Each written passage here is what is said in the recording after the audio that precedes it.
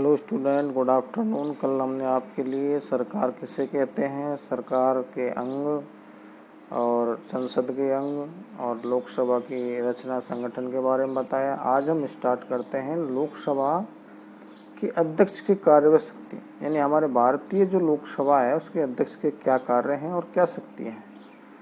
इसके लिए आपको मैं सबसे पहले बता दूं, वर्तमान में हमारे भारत के लोकसभा के जो अध्यक्ष हैं वो राजस्थान से ही हैं, कोटा क्षेत्र से सांसद हैं और उनका नाम है ओम बिड़ला।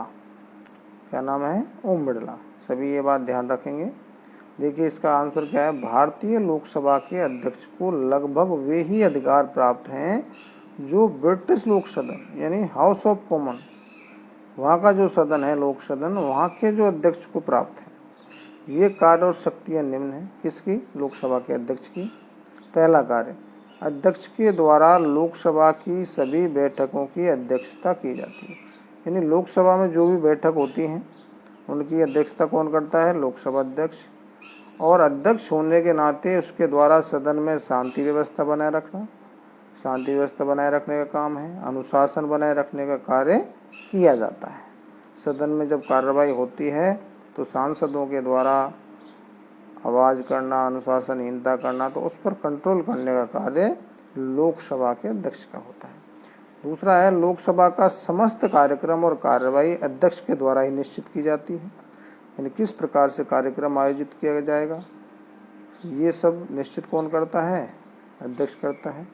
और किस व्यक्ति को कब बोलना है उसका क्रम निर्धारित करना, वह सदन के नेता के परामर्श से, यानी लोकसभा के सदन, लोकसभा का जो नेता होता है, परामर्श से विभिन्न विषयों के संबंध में वाद विवाद का समय निश्चित करता है। यानी किस विषय पर वाद विवाद होगा उसका समय निर्धारित किया जाता है। वह तीसरा है, वह सदन की कुछ समितियों का पदेन सभापति होता है। सदन में कुछ समितियां बनाई जाती है अनेक विभिन्न कार्यों के लिए। सेलेक्टेड कमिटीज जो होती हैं उनको बोलते हैं प्रवर समितियां। इनके समितियों को वह नियुक्त भी करता है, यानी समितियां बनाता है, और इन समितियों के द्वारा उनके निर्देशन में ही कार्य किया जाता है। इन समितियों के सभापतियों को भी नियुक्त कौन करता है? लोकसभा का अध्यक्ष। किस समितियों के? प्रवर समितियां। विभिन्न कार्यों के लिए अलग अलग समितियां बनाई जाती हैं, उनको बोलते हैं प्रवर समितियां। चौथा है, अध्यक्ष की ही यह निर्णय करता है कि कोई विधेयक धन विधेयक है अथवा नहीं। वह तो महत्वपूर्ण बात है। लोकसभा में यह निर्णय अध्यक्ष के द्वारा ही करता है कि कोई भी विधेयक यदि उसमें लाया गया है लोकसभा में तो वह विधेयक धन विधेयक है अथवा नहीं है। पांचवा जो कार्य है, संसद और राष्ट्रपति के बीच सारा पत्र व्यवहार के द्वारा ही होता है। संसद और राष्ट्रपति के बीच का जो पत्र व्यवहार है लोकसभा अध्यक्ष के माध्यम से ही किया जाता है। आगे बात करते हैं। देखिए आगे हम बात करेंगे राज्यसभा की संरचना या संगठन के बारे में। तो लोकसभा की संरचना पढ़ी हमने, लोकसभा के अध्यक्ष के कार्य पढ़े। अगला क्वेश्चन नंबर 10, राज्यसभा की रचना या संगठन। देखिए राज्यसभा भारतीय संसद का द्वितीय सदन है। लोकसभा कौन सा था? प्रथम सदन या उच्च सदन है, वो निम्न सदन था लोकसभा। इसलिए लोकसभा की तुलना में कम शक्तियां प्राप्त हैं। शक्तियां अधिक किसको प्राप्त हैं? लोकसभा को। उच्च सदन इसलिए है क्योंकि ये कभी भी सदन भंग नहीं होता है। जैसे अपने लोकसभा 5 साल के बाद चुनाव एक साथ होते हैं, ऐसे इसमें नहीं होते। इसमें 1/3 सदस्य हर 2 साल बाद सेवानिवृत्त होते हैं। आगे देखिए इसकी जो संगठन संरचना है वो निम्न है। देखिए सदस्य संख्या निर्वाचन पद्धति। संविधान के अनुसार राज्यसभा के सदस्यों की अधिकतम संख्या कितनी है? 250 हो सकती है, परंतु जो वर्तमान में यह सदस्य संख्या कितनी है? 245। अधिकतम कितनी हो सकती है? 250 है, पर वर्तमान में 245। इनमें से 12 सदस्य कौन चुनता है? राष्ट्रपति द्वारा मनोनीत किए जाते हैं। राष्ट्रपति मनोनीत करता है। किसमें से? 245 में से। बचे कितने? 233। ये वे व्यक्ति होते हैं 12 जिन्हें कला, साहित्य, विज्ञान, समाज सेवा या खेल के क्षेत्र में विशेष ज्ञान हो, अनुभव प्राप्त हो। यानी राष्ट्रपति की नजर में इन क्षेत्रों में विशेष योगदान इन्होंने दिया हो। राज्य विधानमंडलों द्वारा, यानी राज्यों के द्वारा, राज्यों में जो विधानसभाएं हैं उनके द्वारा 233 सदस्य निर्वाचित होते हैं तथा इन सदस्यों का चुनाव आनुपातिक प्रतिनिधित्व की एक संक्रमणीय पद्धति के अनुसार, यानी विधानमंडल में एमएलए इनको वोट डालते हैं, उनके द्वारा एकल संक्रमणीय पद्धति से इनको चुना जाता है।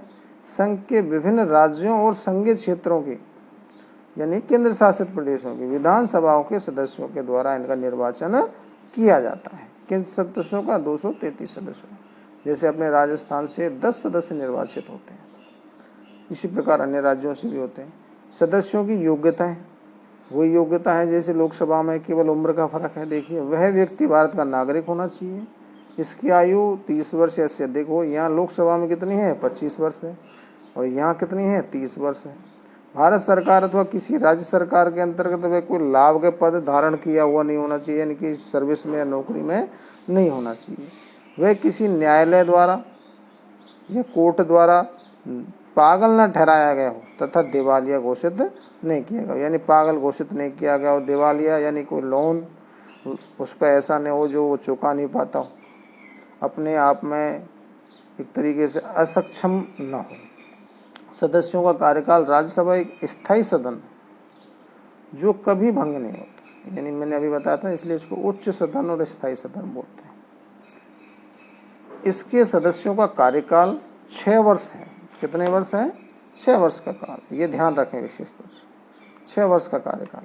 और राज्यसभा के 1/3 सदस्य प्रति 2 वर्ष बाद, यानी 1/3 सदस्य, 1/3 का मतलब है 1/3 सदस्य प्रति 2 वर्ष बाद सेवानिवृत्त हो जाते हैं, यानी प्रति 2 साल में 1/3 सदस्यों का कार्यकाल पूरा हो जाता है और वो निर्वाचित किए जाते हैं।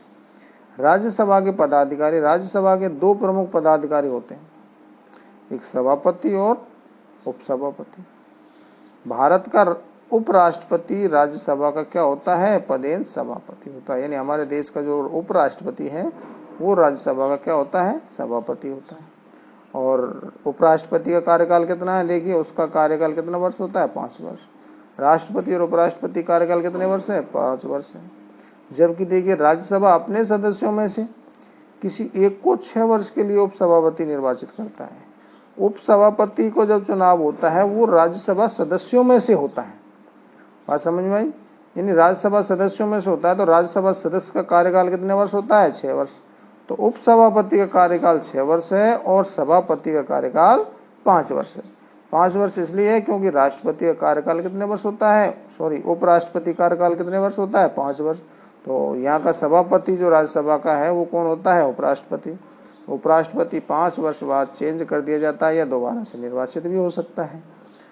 ये इसका कार्यकाल के बारे में। तो ये विशेष ध्यान रखने वाली बात है कि राज्यसभा में जो उपसभापति होता है वो राज्यसभा के सदस्यों में से ही चुना जाता है और उसका कार्यकाल 6 वर्ष होता है। ये विशेष ध्यान रखें। आज के लिए इतना ही, बाकी आगे बताएंगे। जिस विद्यार्थी को भी यहाँ तक कोई समझ में नहीं आया हो वो कमेंट बॉक्स में जाके जरूर पूछें। थैंक यू, धन्यवाद।